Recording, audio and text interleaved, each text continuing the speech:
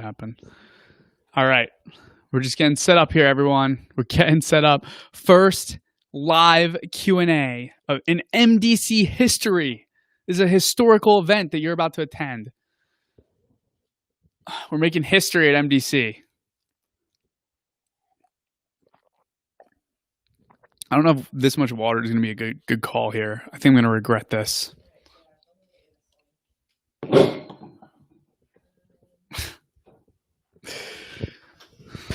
All right. Oh, we got comments coming in. Mike's the man. You're the man. Full running net. I appreciate you. Arzel, what's going on? Chase says the logo is the size of your bank account. It's my bank account's even smaller. So Facebook user says I don't see it. That's because it's up here and it's so tiny. Can we change this? Can we make this big? What is the status of Lyft? Dalton, I don't know what that means. I'm not doing anything in regards to Lyft. So I'm not sure what the question is. I was looking into Lyft. Lyft has a really cool program, by the way, very, very cool, where if you don't have a car and you want to have a car, Lyft has this program. I think it's like a $200 deposit or a $300 deposit, where with just a $200 or $300 deposit, they give you a car to rent, and then you just have to make like 10 to 20 Lyft rides a week, and it pays for the car. So it's a really good alternative for people that are like, I don't have a car, I want a car, I'm happy to make a couple rides every week. I didn't see your last video after you were doing the challenge. Okay, yeah, so Dalton, you saw, I think that was a while ago. I was looking into that. I didn't end up doing it. Right now, I'm making money as a virtual assistant. I'm doing cold calling, and right now I'm about to pitch like a social media marketing package to one of my virtual assistant clients that'll pretty much cover all of my expenses for the rest of this project, which would be amazing because then I can spend all my time building my business. And I have some super exciting updates for everyone too. I've been talking to a lot of investors that I found in an investor Facebook group that I'm super, super pumped about. But we should be getting started in a bit here. We're using Restream right now. So we have no idea how to use this software. Deirdre is a real trooper. She spent like all weekend learning how to use this software. So I appreciate her so much for doing that. I think we can like make your guys' comments like fly through, and I can see where you're coming from. Actually, you know what? I'm gonna try this. You ready, Chase? I'm gonna hit show. There it is. Chase is on the screen. Chase is on the screen. Have you got paid from your virtual assistant jobs? Can you guys see that, by the way? I just put Chase's comment live. Yes, I have got paid for my virtual assistant jobs. I'm making, let's see. I make about $500 a week, working like 15 hours a week. But I'm about to hopefully close a $2,000 a month contract as a social media marketing agency, I guess. I'm going to be doing a lot of like social media stuff for one of my virtual assistant clients, and I'm going to pitch a retainer and then have video editors that I hire do the work, and it should cover all my expenses. I won't have to do any other virtual assistant jobs, and I can just focus on building a business. Okay, so I just hit show right here. Everyone can see Chase's comment, which is super cool. Yeah. We just need to figure out how to like layer in the graphics we made. Yep, I am just trying to see if you see something pop up for Suraj, just let me know. All right. I don't know like how you So someone in. we don't know how to accept someone in, so we're trying to get our first guest in. I also don't know how to take Chase's comment off the screen. Let's see. I'm excited to hear about your updates. Okay, cool. Laura, thanks for joining, Laura. Let's see. I have to figure out how to take Chase's comment off. Have you burned the giant shirt? No, but I got a bunch of shirts. I have like 21, 22 shirts now. So I will be burning the giant shirt probably this weekend. It's going to be a big event. I kind of feel bad burning the shirt. Just because, like, I don't know. After being homeless and going through all that, I feel like I should give away the shirt versus burn it. But also it's a giant shirt, so I'd be doing the world a big favor. So I have to figure that all out. Help me out here. It says that he's waiting for the host. Okay, so it's waiting for the host. So right now we have to figure out how to bring in our first guest. We're trying to figure it out. If we can't figure it out, we're going to have to ditch Restream and just jump into YouTube here. Let's see. I don't see anything. We don't see anything. Invite guests. I know how to do that. Okay, we're figuring this out, guys. It's our first live stream. I don't even know how to get Chase's comment out here. So Chase, your comment's going to be on this video the whole time until Deirdre figures it out. The team's checking it out.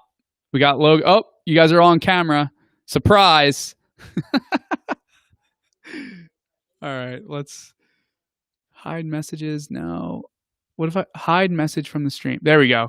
You're gone. All right. While we're trying to figure out how to get our guest onto the screen, Deirdre's figuring it out right now. I'm going to answer questions in the chat. So thanks, Arl. He says he's in the Caribbean. Love your videos. You're awesome. Nobody wants your nasty giant shirt. That's very true. I lead a biz dev team for a startup accelerator. I want to assist those founders after going through our accelerator. What are some ways you would suggest supporting our founders? That's a really great question. Let me just read it one more time because I led a biz dev team from a startup accelerator. Super cool. Founders after going through our accelerator. I need more context to answer that. What do those founders need help with? What are some things that they're struggling with? What actual stage are they at with their business? I would love. Someone said, "Come on, pull it together." Yeah, we gotta pull it together on our end. Thanks, Richard. I love you, man. I've seen your support this entire time. Oh, we got it. We got it. I think we're good. Okay, Suraj, I just put you on air, my man. You're on air. There we go. What's up, my man? Good. Awesome. Are you? Okay, I think you how are you muted doing? me. Hey, how you doing? Good. I don't think we've ever actually spoken, but Hey, can someone tell Deirdre appreciate she's in the your comments and Deirdre's in the live right now. that you're sharing in the open agency. I like reading about it. Yeah, I appreciate that. We're having some issues here. Sorry, we'll give it 1 second. Now Deirdre's out. Okay. Suraj, my man, can you hear me? So, yeah, there's a light like over your face, so it's really hard to see you. Yeah. Do you mind just moving a little bit? Yeah. Let me just. There we go. Perfect. Is that better? Yeah, I'm trying to run away the entire place. Just give me like one second. Sure. All right. Live Q&A episode 1. I'm so excited for this. I am so freaking excited. We're getting the kinks out. I don't love this background, by the way. This background Deirdre picked, I'm not a fan of. I don't know if anyone else absolutely hates this background. I don't know what it is with these colors. We need a good MDC background here. Is this better? Yeah, we got a comment come in from my man Chase. He said there's girls on OnlyFans that are better at streaming. Not fearing in failure. It's embracing failure, in quotes, because failure is really learning, right? So like I got a job cold calling. I've never in my entire life, which is actually crazy, thinking of how long I've been building businesses. I've never ever have done cold calling before. And I just jumped into it. I was like, this is going to be fun. You got to get excited about it. My mindset is like, I'm so excited to fail because I'm going to learn a lot more quickly if I fail and just screw things up as I go. So I think if you get into that mindset of like, this is going to be so much, like, look at this live stream. I could go into this live stream right now and be like freaking out. Like, oh my God, we don't know what we're doing. We're screwing up here. We're learning. It's all good. You're all watching us screw up. Like Chase said, there's OnlyFans that do better than this with their live streams. So you just got to embrace it, my man. You got to be excited about it. And, you learn as you go. Like now we know how to do this a little bit better, and we'll get better and better and better. And by like second or third time, we'll be really good at this. So hope that answers your question. You got to embrace it. Cool stuff. Well, our first guest, Suraj, my man. How are you? You're making history here. You're the first guest ever Really? on our first ever live Q&A, $1 million comeback. What's going on, man? How you doing? Am I supposed to be nervous? You don't have to be nervous, man. Okay. Look how much we're screwing up on our end getting this thing set up. Don't worry about it. How you doing? Well, cool stuff. So to just jump into things, I guess what I like to do is just before we get into questions, like 15, 20-second overview, give everyone kind of your background, and then let's just get right into questions. Yeah, sure. I mean, me and you met a couple of I think 1 year back, just at when I was running a startup, and it got accepted into a pre-seed startup accelerator called Future Founders. Currently, I'm a senior mathematics and computer science at UIC, and I'm also a quantitative research intern at a trading firm. Super cool, man. Super cool. And I got to take this. There we go. Cool. So awesome, man. What can I help you with? I actually had a couple of questions. I mean, I'm really proud of you for taking up the challenge, $0 to $1 million. It seems pretty impossible, but hey, I have a couple of questions. Hopefully you can just sort them out and then get my mind clear on that. Cool. Cool. You want to go from $0 to $1 million in a year? That's a big goal, man. Of course, I mean, like you're like $1,000 more today than what you were yesterday, but like $1 million is a lot.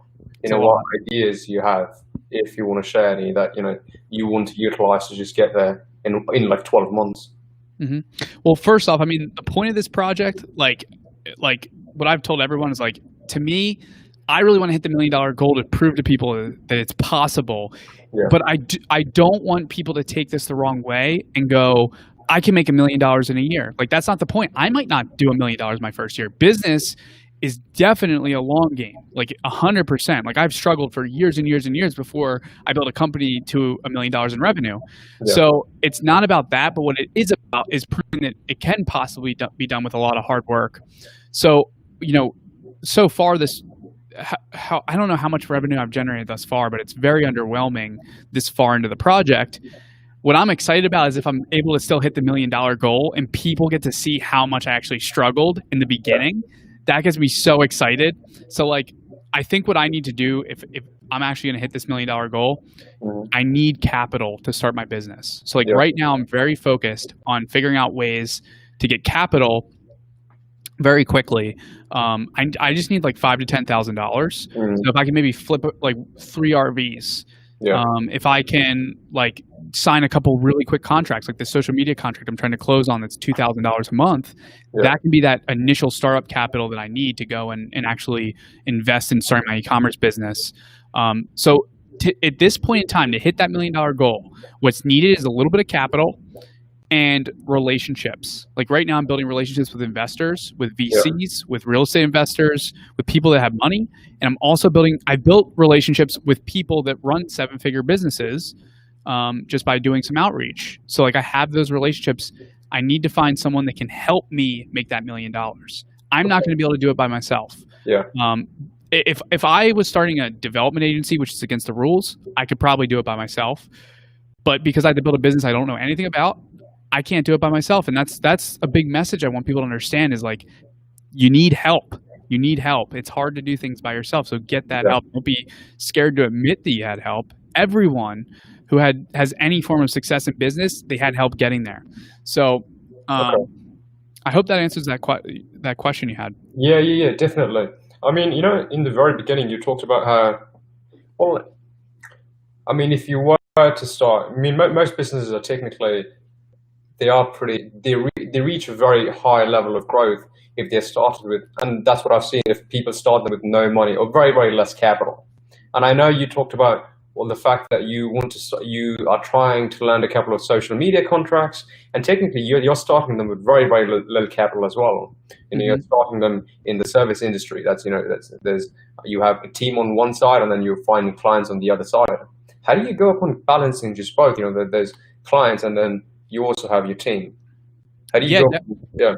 Yeah, for sure. I mean, that's a great question. So typically, what's funny about that question is the way I look at business is actually very simple, especially service businesses. There's the actual sales and getting clients, Yeah. and then there's the technical. And the technical is whatever you do is a profession or as a service business is the technical. If you're an accounting practice, then it's maybe tax law. If you're a marketing agency, it's some form of marketing. So usually the technical person should be in charge of being able to lead a team. And that's really important. A lot of people, when they go and they find technical people, I think a big mistake is just finding people that are technical, but not people that can manage and lead other people. So it's important to find someone that has managerial experience if you're going to put them in a leadership role in your company. And not a lot of people have those types of skill sets. So in my case, because it's like marketing, I don't necessarily need someone right now. I can do it all myself because the technical I can learn. I think anyone can really like pick up marketing if it's something that comes like naturally just by like looking at what others are doing really well on social media. So for me, in terms of like managing it, it's really like how much time am I spending on business development, bringing in new business, managing those accounts, which is called account management, and then making the time to actually put process in place with the team. Yeah. It becomes a full-time job, right? Yeah. So you have to be able to make the decision of, do I make that a full-time job, or do I get someone to kind of run that side of the business? For me at Told Media, I'm the only owner of the business, which means I hired people that can kind of lead the technical side of the business. Yeah. I don't write code, so I can't do that very well. What I can do, though, is I have a very high level of understanding of how to run development projects. Right. So like with marketing, I think at this point I'm getting a better and better understanding of that. So I'm able to lead the team and kind of know like, here's the strategy that I want in place if we're going to be putting out content. But it you could either make it a full-time job, or you can go get someone that can lead the technical side of the business. Yeah. Okay. Makes sense. But I mean, from an outsider's point of view, I mean, even just looking at creating a software development agency or like a marketing agency, there's so many people who are doing the same thing. There's so much competition, and it's people like you just, if you go on LinkedIn, you'll probably find about 1,000 results when you just search SEO in the keywords. There's going to be like 1,000 people who say they do SEO, but they actually don't. But the point that I'm trying to get at is it's a pretty dirty space. Like, you need to be really good at it, and you're really good at it. So, but like from an outsider's point of view, how exactly can they have a company that they start and it's going to differentiate itself from the competition and make sure that it lands contracts with potential? For sure, that's a great question. And I created a whole course on this that's totally free. Yeah. It's legitimately like no revenue plan for the course. The course is literally to just help people. It's called the Open Agency Accelerator. It's somewhere on MikeBlack.co. Yeah, sure. It breaks this down exactly in detail, but at a high level, it's important to pick a niche. Do not be the marketing agency. We do all things marketing. Be the marketing agency for. So let's say the marketing agency for chiropractors. So then you know exactly who to get in front of, and you're going to convert higher when you get in front of chiropractors. Yeah. Or you can be very technical. So like pick a very technical, expertise within marketing. So it could be TikTok. We're the TikTok agency. All we do is TikTok. We're amazing at TikTok. So I think those are really the two approaches. A third approach is geolocation.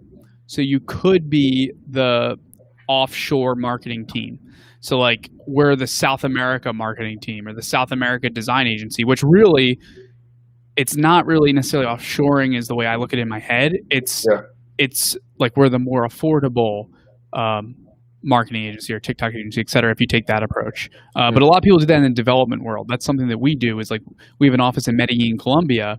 So like we're the more affordable software development agency. And you can mix all those things. It doesn't mean you have to do, one. You can mix all three if you want. I think mixing two is good, but that's kind of how you differentiate. One thing I want to make clear is like I'm not going in and starting this social media marketing agency and just like screwing around. Like I'm really spending time. I mean, I spend time every single night studying TikTok. Like I'm not going to sign a contract with someone and do a poor job. And if I do, I would end up refunding them.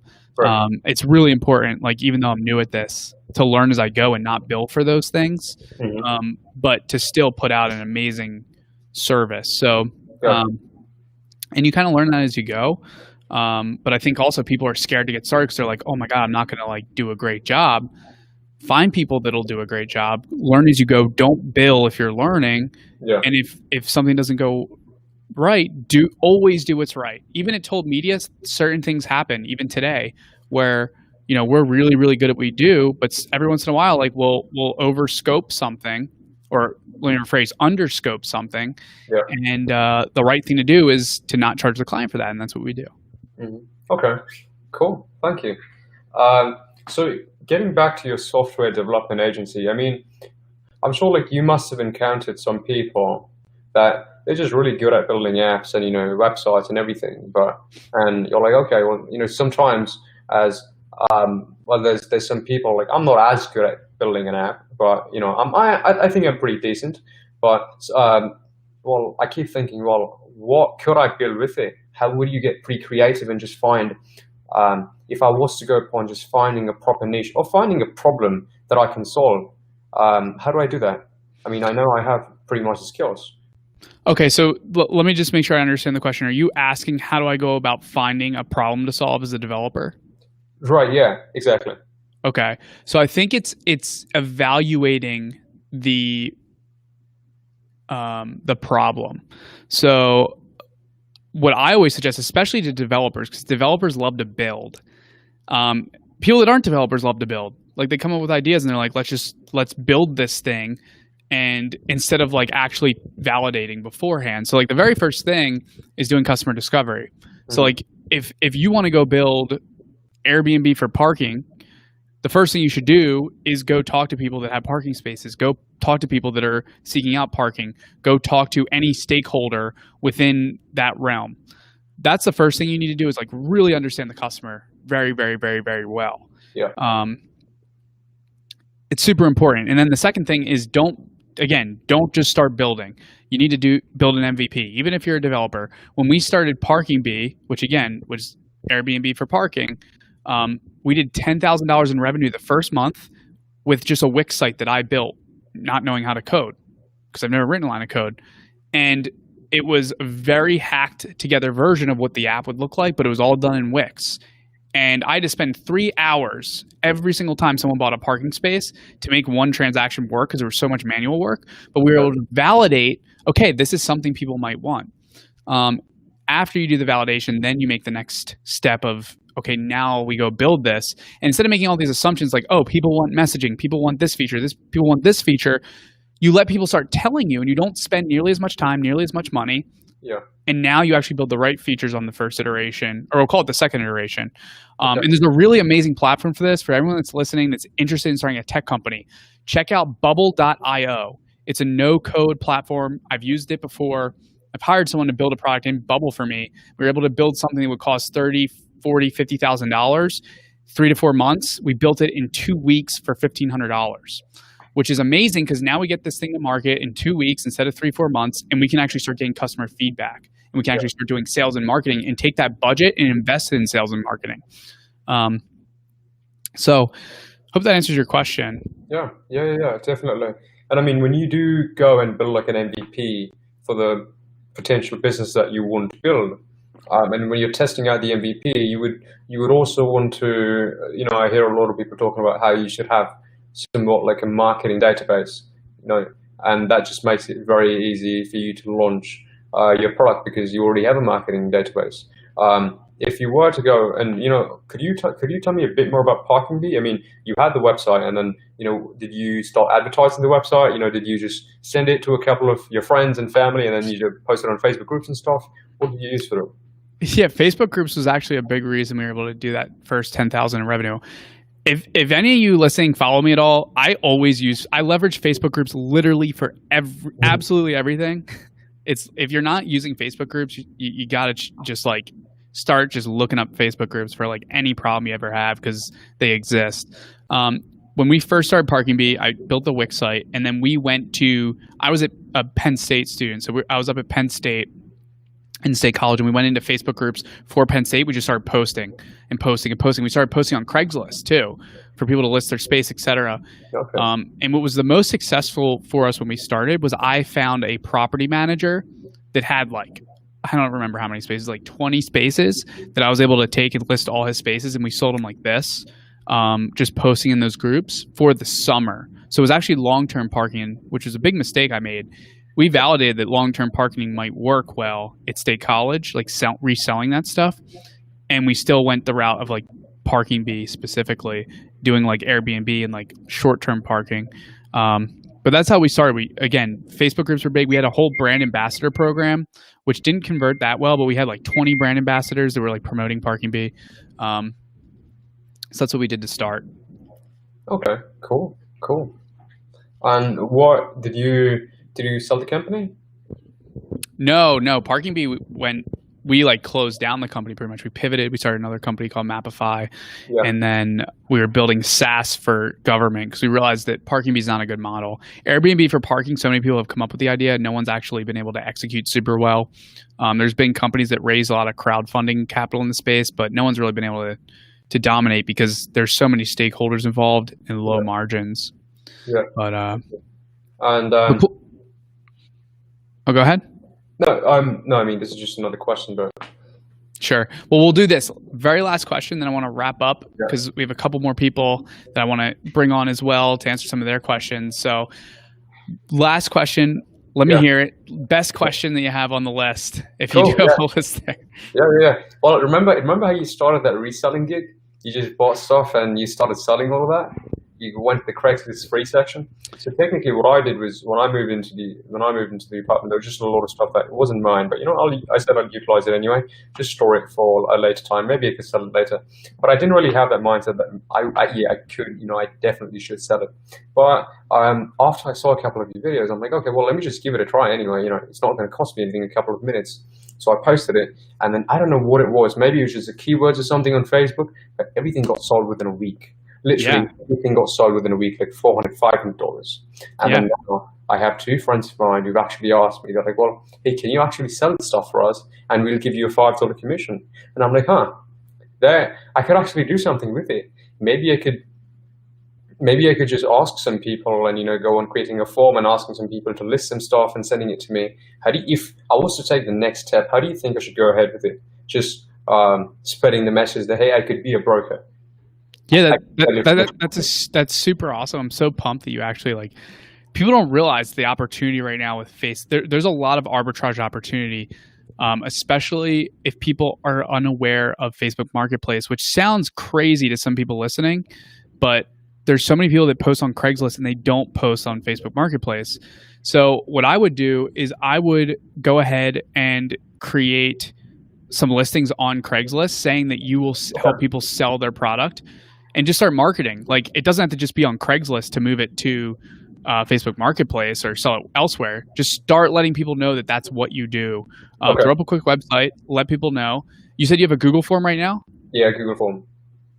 Cool. Do you have the link for it? Is there a website? I do have the website. I'll pull it up. I'll send it to you in a minute. Okay, cool. Send it to me in a minute. We're gonna get our next guest on, and I'll let everyone know once you send it over what the link is. So if anyone needs anything sold, hit up Suraj. He's brokering deals and flipping stuff on Facebook. I love it, man. Cool. Appreciate you coming on, dude. Hopefully, thanks for having me on. Thanks for answering my questions. Really appreciate the time. For sure, man. Have a good one. Take care. Bye. All right. So he's off air. What do we do now? All right. So we got our next guest in a second. We had to figure out how to give you access through your computer to do this. It wasn't working. Okay. So we're bringing on our next guest shortly here. It's right here. Do you need the link? No. He already has this one. Okay. Okay. So our next guest will show up shortly. Sorry, guys. We're trying to figure this out as we go. Yeah. Okay, so let's answer some questions while we wait. Let's see here. I had to get caught up. Early Gross. Okay, so back to... Actually, if you have questions, put them in the chat here. Our next guest is on. Never mind. If we do have questions, though, throw them in the chat. We'll answer them as we get through this stuff here. So I'm going to go live. We got Brandon. What's up, Brandon? How's it going, man? Doing well, man. How you doing? Doing great. I've seen you've been really active in the Facebook group. I know you went through the course that we put together. Going through it. Yeah. Nice. Yeah. Well, that's awesome, man. What can I answer for you? Yeah. No, I appreciate it. The course is great, man. A lot of personal stuff going on. COVID. I'm daddy daycare, so it's tough right now. And then got a second one coming. So the course is coming along, but we're not through it. Yeah. That's exciting. Yeah, thanks. So a big question I have, kind of a more in-depth one, which I think would be interesting for a lot of people watching probably. I think you've talked about Robert Kiyosaki before, I believe, but if not, he talks a lot about kind of like like a business owner versus employee mindset. Mm-hmm. And I found my wife and I started an auto detailing business. Before this, it was our first business. We just kind of started it just to start a business because I would find a billion reasons why every idea was bad and I was the wrong guy and it was too competitive. My background's also actually in finance. I did private equity, so I'm used to just being really critical about business ideas and why they're bad. One of the crazy aha moments was when actually we generated revenue, and I mean it was small dollars, but somebody was like, oh, we'll pay you $80. I was just like, wow, it just kind of felt like I magically created $80 through a website. Mm-hmm. And so I guess my question for you is, how do you, I watched your videos recently, and you're, I guess Scott Black, right? Is what you're going by. Yeah. Well, so we actually changed that up. I don't know if you officially announced it, but I'm going by Mike Scott because it felt weird telling people Scott Black. It just felt like a little too untransparent. I didn't like doing it. So I was like, you know what? Mike Scott's a better call. Mike Scott. So you had a video recently about hiring good employees and freelancers, and you are Mike Scott, who is this guy who is a line cook and has no credentials and has $4.85 or something in your bank account. And so it's kind of interesting that you're running the interviews when you probably would have, you were able to get jobs through some ingenuity, and that was a great video also. But how it would seem on the surface, you would have a difficult time getting a job yourself. And so I think it comes back to that, like, you're just of the mindset that I'm going to be the employer, even though on paper you're not even a good employee. So if you could talk maybe how to get into that mindset and not kind of be groveling for a job, sort of, because that's a cool skill. Yeah, super great question. I just want to make sure that I fully understand it. By the way, we're getting a lot of feedback on your end. Do you happen to have headphones by any chance? It's all good if not. If you don't, it might be okay. Cool. Let me check. While you're grabbing some headphones, we'll answer some questions. Okay, so let's see questions.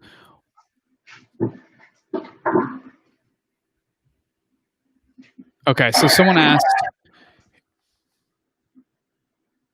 we're still getting some feedback here. Let me know once we're plugged in, Brandon. I'm plugged in.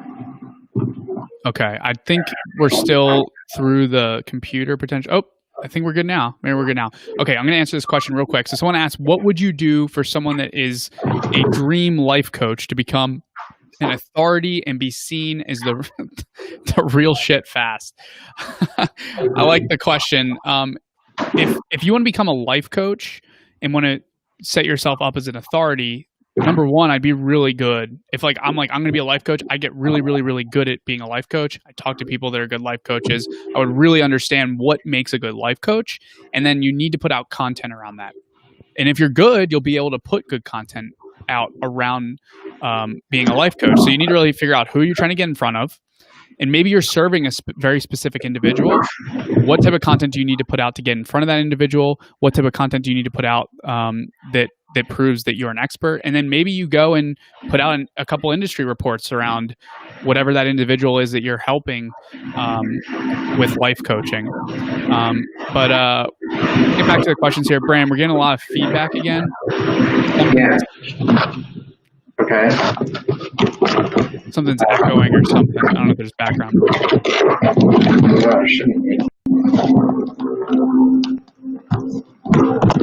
Is this any better? Yeah. Okay.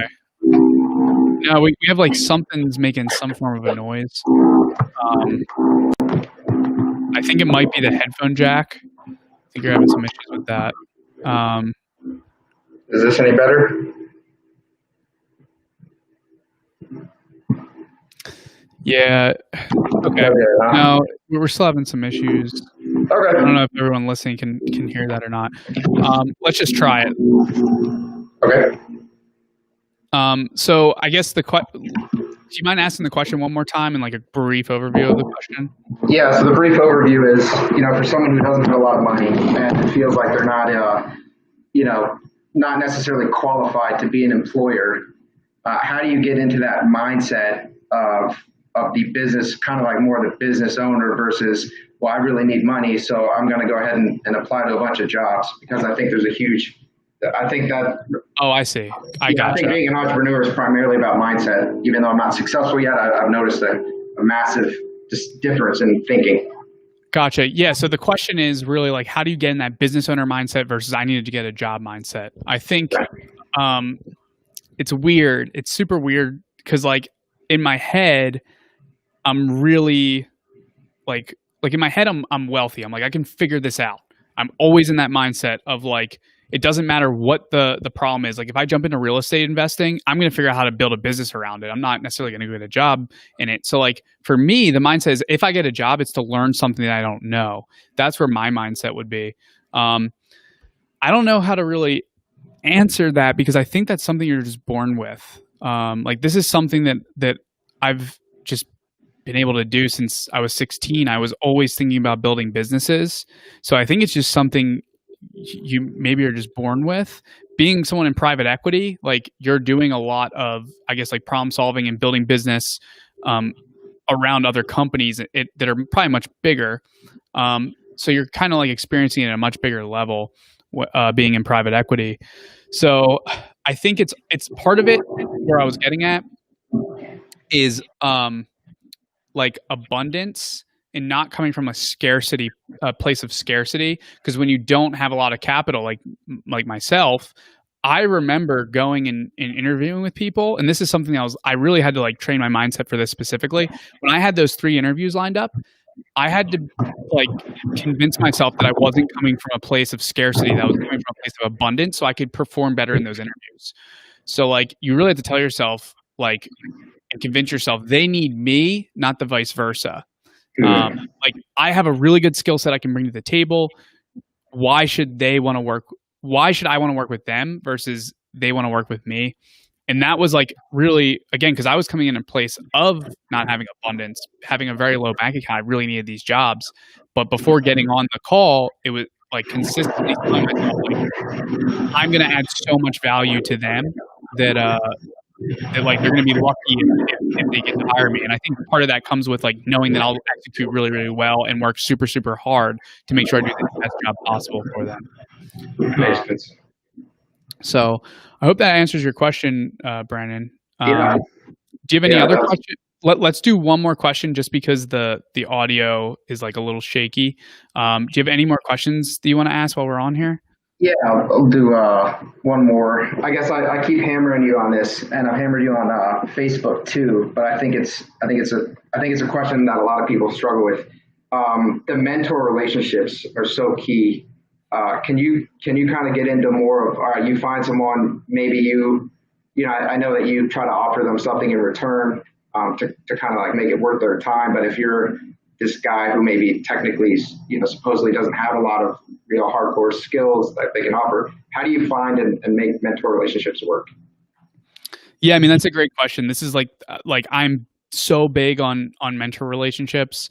I legitimately think this is like the number one thing that's really helped me boost my career as an entrepreneur, is being able to build relationships very quickly.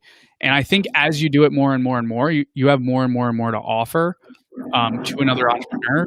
But there's still, Abraham, try doing this. Can you mute can you mute your mic whenever I talk? Maybe that'll help. I think that worked. Great. Okay, cool. So that was the issue. So maybe we can ask some more questions now that that's muted. So for me, it's like figuring out how can I add value to the other person. And sometimes, like, you can always figure out a way to add value. If you can't add value with like your skill set, maybe you can add value with your network. That's like a really easy thing that a lot of people can do. It's like, hey, like for example, you worked in private equity. You could probably introduce people to capital or like help with like financial modeling. Like take any type of background you have and offer that as value. And if at the very least, if you offer it, that is adding enough value and gratitude that they'll want to have a conversation with you. So like in your case scenario, if you're like straight up like, hey, I don't know what I'm doing, but it'd be so helpful to get to talk to someone like you. Here's where I might be able to add value to you. I'm good at this. If that can add value to you, I'd love to help you with that. If not, this is what I would do. Legitimately, like, this is what I did when I first started doing this, and I didn't have any credibility. If not, I'm happy to buy you lunch or give you an Amazon gift card for your time as a thank you. And what that does is it shows immense amount of gratitude for their time and for them helping you. And that you're willing to bring something to the table, even if it means buying them lunch. If you can't afford to buy them lunch, at least offer to like do something. Just be like, you could say like, hey, don't say I can't offer any value. But be like, hey, I can do these things. If that's like not something you're looking for, please let me know what I can do for you.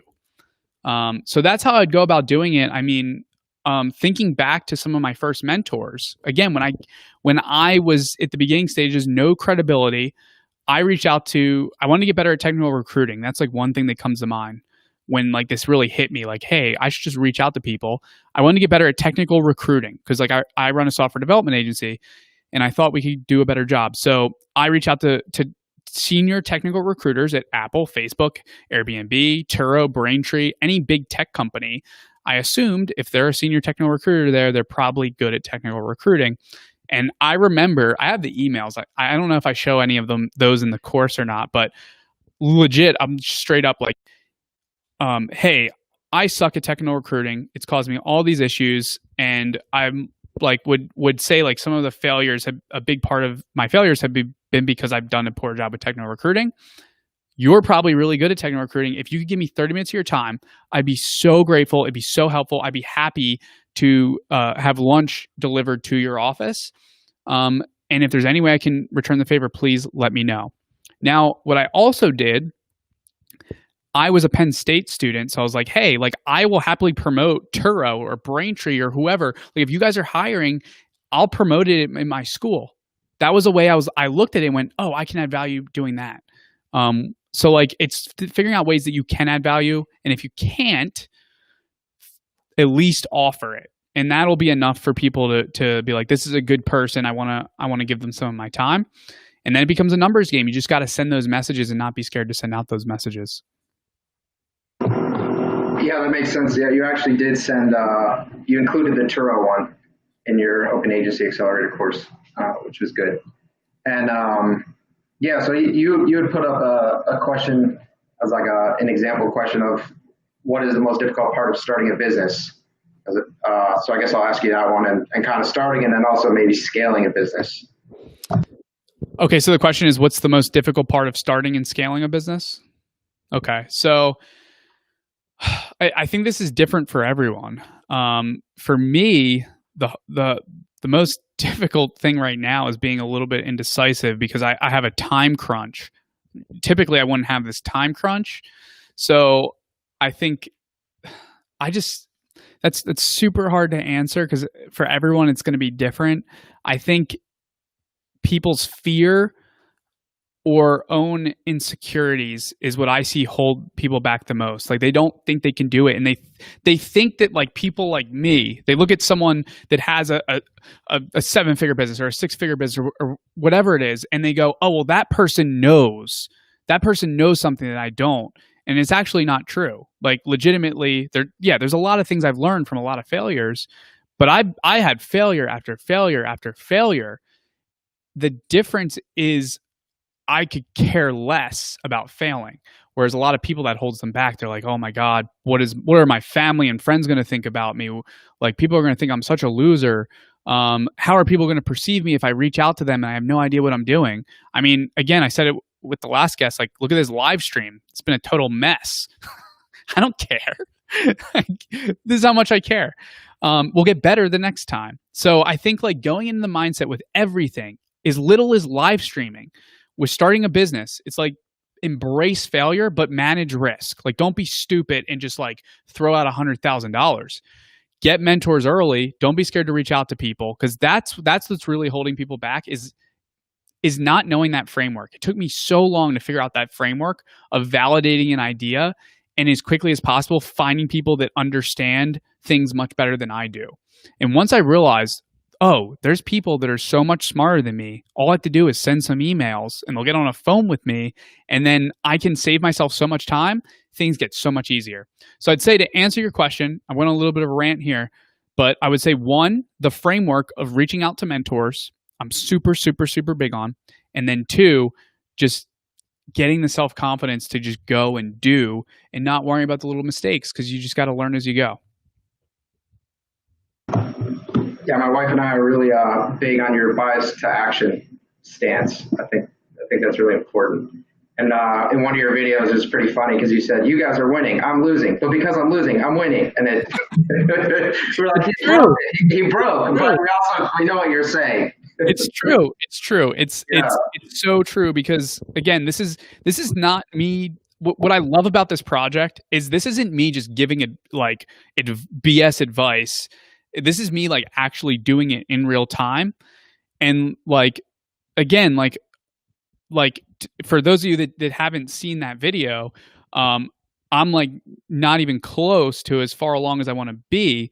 But what I say in that video is I'm losing, but because I'm losing, which means taking massive action, I'm winning because I'm on track to at least get somewhere eventually with my business, versus not taking action because I'm scared to fail. So it's super, super important. Brandon, now that we've figured out the audio issues, if we want to ask one more question before we hop off here, do you have anything else you want to ask? Sure. So I think you mentioned at Told Media, I don't know where exactly I saw it, but I think you said that you don't pay for marketing and therefore you're able to charge less to clients. And I'm wondering what prompted your decision to not pay for marketing there? And is that kind of something that you're going to probably do with these new businesses, or how do you exactly think about your marketing expense? Yeah, that's a great question. So I built Told Media into a 7-figure business without spending a dime on marketing. I don't recommend other people do that. It's just my skill set's in sales and doing what I call warm outbound. And that's how I built Told Media, which is great because, like, if you want to build a company with no marketing budget, if it's a service business, it's very, very, very, very possible to do so. But that's also a huge plus for I guess myself, in terms of like what we can get better at is like we can put a marketing budget together. So I didn't actually go into Told Media and be like, I'm not going to spend a marketing budget. The reason for that was just I knew that I could build it to 7 figures without spending money on marketing and investing it elsewhere. At the point Told Media is at now, we should be investing heavily into marketing. I'm not going to be doing that because of this project. But after this project's over, we'll probably put together a pretty hefty marketing budget. But on the vice versa, if something's working, you might want to double or triple down on it. So I could also just invest in a salesperson or two instead of putting $10,000, $15,000 a month into a marketing budget.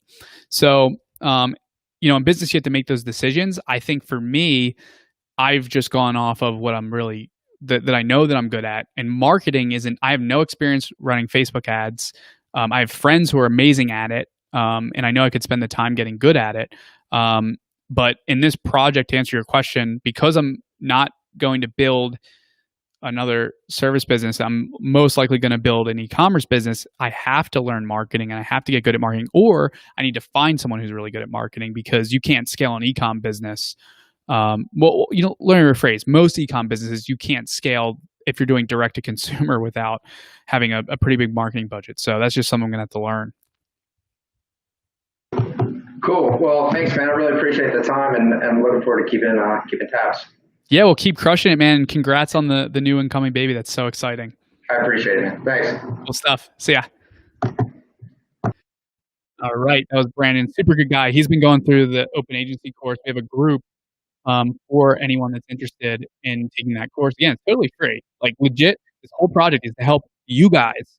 That's why I started the project, and Brandon's taking advantage of that. We're not charging anything. It's just I really want to help people. I know how tough it is right now. I know how much I struggled when I first started my business. So the whole point of this is just helping as many people as we can. So now our next guest, what's going on with that? Okay, our next guest is coming shortly. So let's see, what types of questions do we have? One person wants to know how we can be a guest. I don't know if you can help them out or not, Deirdre. If you want to be a guest, we might be able to bring you on right now. And sorry, because of Facebook, it says Facebook user, so I can't actually see your profile name. But I'm going to have Deirdre reach out to you. We could potentially bring you on today. If not, we have a form that you can fill out, and then we'll bring you on the next show or the next show. All right, let's see. What's your number one book recommendation? Okay, Open Agency Accelerator is a great course. Take it. Thanks.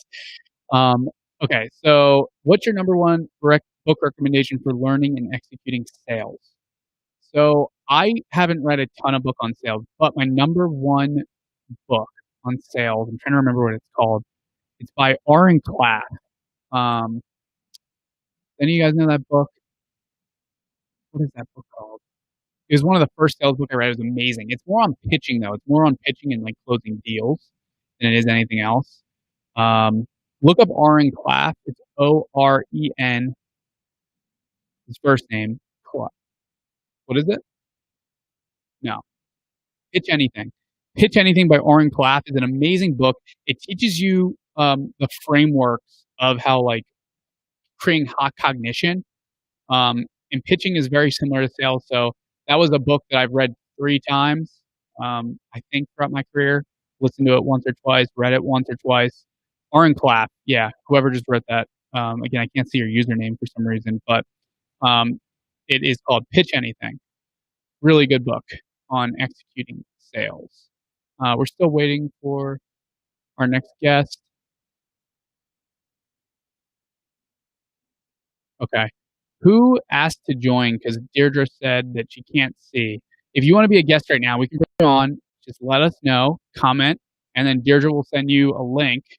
And Deirdre, can we just drop the link and then I can like pick who goes live? Because I like click a button and they go live. All right, we're dropping it in the YouTube chat. So if you want to go live with us, go to the YouTube. Deirdre's gonna drop a link, and then we'll do like 1 or 2 more guests. We'll answer some questions before we wrap up here. While Deirdre's doing that, I had to pee really bad. I knew that was going to happen. I shouldn't have drank all this water. Deirdre's mad at me for saying that. She's shaking her head. Okay. She said that I have 10 minutes. Hold it in. What would you guys do? Would you pee or would you hold it in? You know what? I think what we can do is I'm going to run to the bathroom. Deirdre's not happy with me while she's bringing someone in. And what I'll do is I'll bring on one of our videographers to talk about how we do video stuff, because we have all these video cameras right now. So if you guys are interested in some behind the scenes stuff, I'm going to give it to Logan, and he's going to talk about all the cool video stuff he does. There you go, Logan. I'm going to run to the bathroom. I'll be right back. Live stream number 1. We're doing this real scrappy today.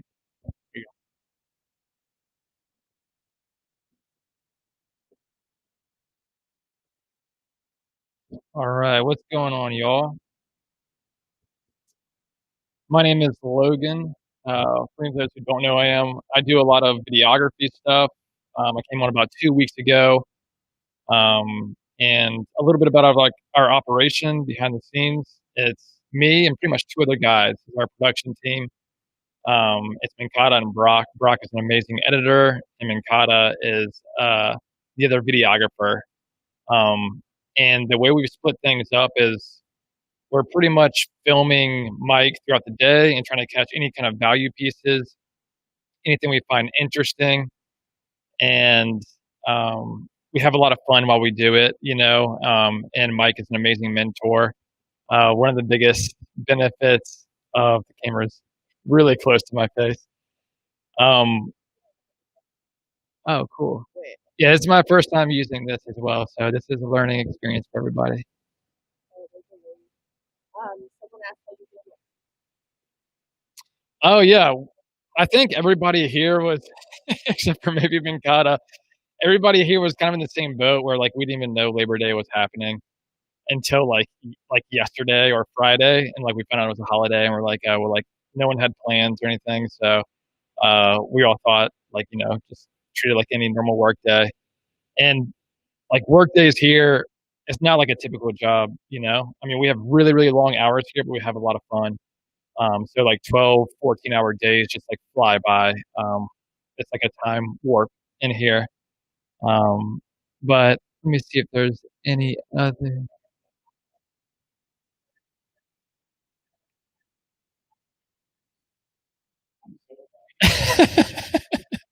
That's a really good question.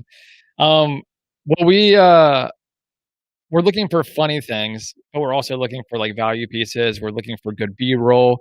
We're looking for a lot of different things. So, I mean, we just chop it all up in all kinds of different ways. But Mike, yeah, he's a funny guy. For finding the funny bits, it doesn't take very long. But yeah, Mike's back, so I'm gonna shoot this back over Mike's way. It was good talking with y'all. All right, we'll drop this. We'll just drop it. Okay, so I think we dropped it, everyone. We dropped it. Drop the link if anyone wants to join. I guess you just click that link, and then I'll be able to see you come up in the restream. I think the hardest thing for the video team is trying to make me not look like an a-hole. Deirdre says not that I'm an a-hole. Okay. Someone recommends that I pee in the glass. Come on, man. Just pee in the glass in front of everyone. All right. So someone says, while we're waiting for someone to join, someone says, I'm running a wood-fired pizza truck. Any advice to get more revenue as events are not happening? Okay. So let me think about this for a second. Running a wood-fired pizza truck. So you have a truck. Any advice? My biggest piece of advice is delivery, my man. If you're not doing delivery, that's what everyone's doing right now. They're all indoors. People are delivering. I know that companies take big fees. Not companies, delivery services like DoorDash, Grubhub, etc. I don't know, are you on those platforms? Are you on Grubhub? Are you on DoorDash? That's what people are doing right now. They're ordering delivery. I would go so hard on delivery right now. You can leverage the truck still, right? You can still leverage the truck and figure out how to do that. I have a cousin. He runs a company called Jay's Steak and Hoagie. If you're ever in Philly, like non-biased opinion, look up his reviews. They're incredible. Jay's Steak and Hoagie joint. It's in Penndale, Pennsylvania. They tripled their revenue during COVID because they went to a delivery pickup, touchless pickup model where they actually they created like these like pickup like drop off bins. They kind of look like this behind me here. So they put the food in each bin. They tripled their revenue during COVID. So I'd be in the mindset of I need a pickup and delivery model versus people coming to me. That's where I'd be thinking. By the way, I'd also reach out to other pizza places. Like this is something I did for my cousin, Jason. He wants to, his restaurant is amazing. They're doing so well. And he's been really successful at his one location. He wants to open up more locations. And I was like, hey, Jason, man, I think, it'd be beneficial to talk to people that have taken different routes building your restaurant, because there's a lot of different ways you can scale a restaurant, right? It's really, you could open more private restaurants, or you could go the franchise model. So what I told him to do is like, dude, you should talk to people that went both routes, people that went the franchise model and people that went kind of like scaling privately, which I would assume is a much slower process, and people that have raised capital. So I was like, Jason, I'm going to take 30 minutes and show you how to get anyone's email that can mentor you. And within 30 minutes, I got him two of the biggest chains in Austin, Texas. I got him the CEO of a place called Torchy's Tacos, the COO of Torchy's Tacos, the CEO and co-founder of Pete Terry's, which is a big chain, burger chain in Austin. I got him the owner of a restaurant accelerator / incubator that deals with restaurant capital. I got him franchise. I don't remember what, We did this in under 30 minutes. I had all their emails and their phone numbers. And I was like, here you go. Now you know how to do this, and you have all the information, so go call them. Now it's up to him to call them, though. Okay, so the link, love Torchies. Yeah, if you're in Austin, Torchies is amazing. There's also a place called Pueblo Viejo. It's in East Austin. It is by far my favorite taco place in Austin. Hands down, like authentic, amazing tacos. If you're in Austin, check out Pueblo. Torchies is amazing, though, too. Big fan of Torchies. Still can't see the link on YouTube. Deirdre just dropped it again. She's dropping links. I can probably type it here. Let me try this. Oh, you guys can see it. I showed it. But I don't think you guys can copy that. That's super tough. You guys aren't going to be able to do that. I do see it on Facebook, though. Copy and paste it. Yeah, so Deirdre dropped it on YouTube, so if you guys want to just pop in. We're almost out of time here, so we can bring on maybe one more person if someone wants to hit that link. Oh, someone dropped like the form link. That's not the right link. I don't know if that was you, Deirdre, but someone put the link to the form. Oh, you probably did that so if someone wants to go on future episodes. All right, we got someone joining. We can make them go live. We can't see anything. I don't know if I should have clicked this button. Let's see what happens. It's not even doing anything. They're supposed to be going live. In the UK, take your advice. Okay. Richer. I see Richer. Richer, we're going to bring you live, man. Richard's getting all set up. I can see him scurrying, but you guys can't see him yet. I'll wait for you, Richard. I'll wait for you. All right, so we're going to do one more guest, and then this will conclude our first ever live. I know we had some trouble here. This goes into the theme, though. This goes into the theme of learn as you go. You know how much I care that things went poorly? Because now we know. Now we know how to do this. I know how to use Restream now. I see that we don't even need to use a Google form anymore. All I need to do is put out the link, and then everyone shows up on the right here, which you guys can't see, and I click a button, and then they're live, and Richard is about to go live. So I hope you're ready, Richard. Bringing you on, my man. How's it going, Richard? What's up, everyone? How you doing? I'm going good, too. What Awesome about you? stuff. Doing great, man. Where are you from? From Montreal, Canada. Nice. Is that a French accent? Yes, and je parle français. I don't speak any French, so I'm not going to try to respond to that. But but cool stuff, man. How you doing? I'm doing great. So right now, I asked you about being a Dream Life coach, and I'm a bit like you. Since I was 9 years old, I've been in self-development because I come from a really depressive family. I wanted to help them. So at 9 years old, I started reading self-help books like Psycho Cybernetic from John C. Maxwell and the cassettes from Tony Robbins' Personal Power. And that was the first moment. And since then, for the past 20 years, I've been learning from all kinds of mentors like you in self-help and business like Alex Becker, Sam Oven, Ty Lopez, Jonas Araf, and all these big guys. So what I've been doing is learning everything they teach to people. So I'm able then to consolidate that and take what's congruent in everything they teach and become a master at that. And for the past 7 years, I have a mentor. His name is Alexandre Nadeau, and he's learned from Richard Bandler and Wayne Wenger, the co-creator of NLP. And so what I've done is I learned what's the mindset and what is the process for someone to go from where they are in their life and be able to know exactly what they want to create. And so right now, I'm no one. I'm the underground guy.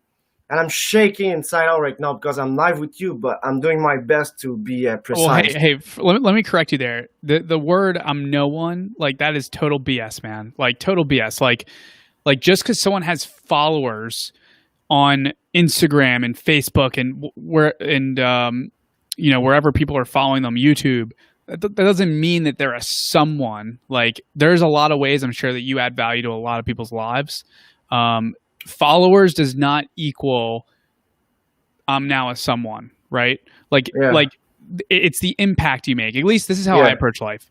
Yeah, The me way I too. That's how I see it too. But right now, for people, I'm no one because I don't have followers. So what I've been doing is I've been giving content on Facebook every week. I do a little Facebook story where I help my people every morning, and also I do a post on Monday and Friday where the Monday is more about conditioning them to go towards what they want, and Friday is more about teaching. And on Wednesday, I always do a Facebook Live where I help them in person, and I'll do the same on YouTube. Right now, I'm learning from Graham Stephan how to build a YouTube channel. I've been doing one video a week for the last 3 years, and I only have 240 subscribers right now. But I'm learning more from Mr. Beast and his mentor too, Daryl Hayes, exactly how to become really successful on YouTube. And so right now I'm doing 2 videos a week, and it's getting better and better. I'm getting around 17% recommended by YouTube and like 3.3% click-through rate, which is kind of good. So what my question for you is, doing all this content, learning from my clients and asking them, I ask them surveys and I always ask them what I can do for them. And I'll also do free calls to get testimonials. And I have my whole setup, my business set up with Market Hero, Alex Beckers, and everything is set up. Right now, what I'm just focusing on is giving value and getting people to know me until I'm able to put them through a webinar and sell them my 7-week program. What could I do right now to get faster at that, or to give more value, or be better at getting people to know me, like me, and trust me? I think it's really important to understand the clientele you're trying to serve. Like really, really deeply understand the clientele that you're trying to serve, which I don't know what that clientele is. I don't know if I could speak to it, but like I'm just going to give a theoretical, like if I was trying to help people, maybe that like lost their job, to get them a new job. And that's like the coaching that I was going to do. Which I'm sure like a lot of people are going through that right now. I would really understand like what are they going through, and the way you do that is you talk to them, right? Like you understand like by doing customer discovery, talking to them, and just trying to be helpful in any way, shape, or form, but listening. So I would call up as many people as I could that recently lost their job. I'd try to figure out a way to talk to them, and then understand the pain points that they're currently experiencing, and figure out if I can alleviate those.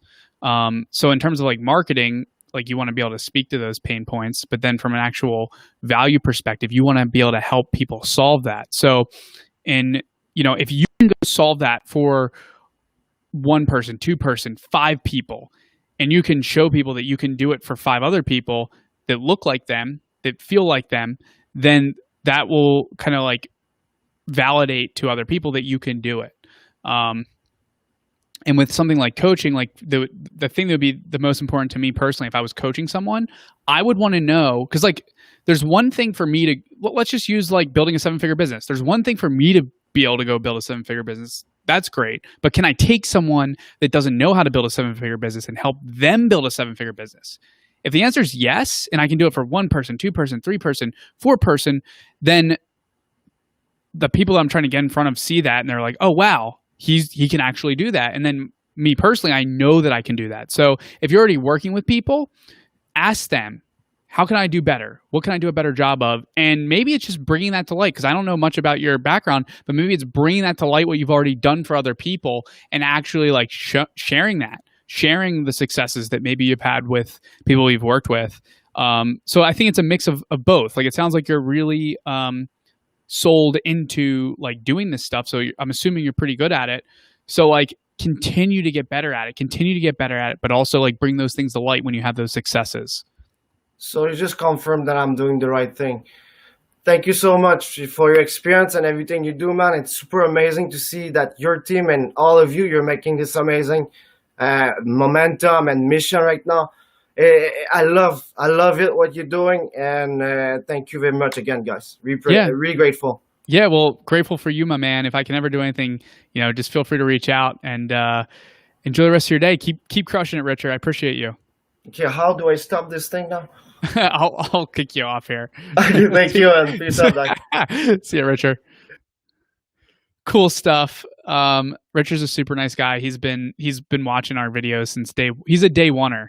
We don't have too many day oneers, but Richard seems like a super nice guy. Let's see if we have any more questions.